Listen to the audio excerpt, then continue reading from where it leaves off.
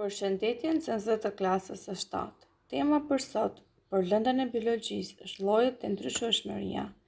Rezultatet e të nxënit përshkruan çfarë kuptohet me një lloj, diskuton shkaqet si një lloj mund të jetë zhdukur ose mund të zhduket, vlerëson ndryshëshmërinë ndërmjet individëve të të njëjtit lloj dhe paraqet të dhëna të ndryshme. Fjalët kyç, karakteristikë, ndryshëshmëri, pjellor. Çfarë është një lloj?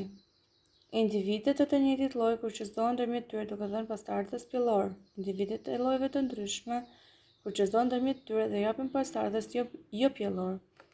Shembull, kali, gomari jep mushkën, e cila paraqitet në foto dhe nuk është pjellore.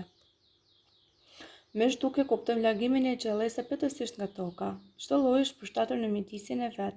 Nëse ndryshon mjedisi ose habitati, gjallësat përballen me një problem të madh. Kanë dy rrugë, ose të përshtaten me habitatin e ri, ose të zhduken plotësisht.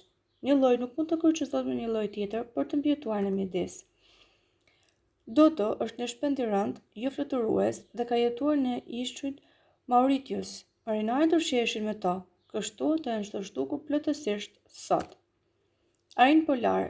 Fenomenet të tilla si ngrohja globale, efekti serë, vjen mundësinë që akujt të shkrihen. Kjo sjell që numri i arinëve polar të ulet me shpejtësi.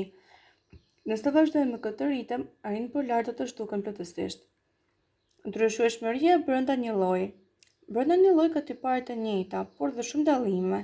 Për shembull, ne jemi njerëz, Homo sapiens, kemi kokën, këmbët, trupin, duart njësoj, por kemi gjatësi të ndryshme të flokëve, peshë të ndryshme, gjatësi të ndryshme të trupit, ngjyrën e syve kemi të ndryshme nga njëri tjetri, edhe temperamente të ndryshme.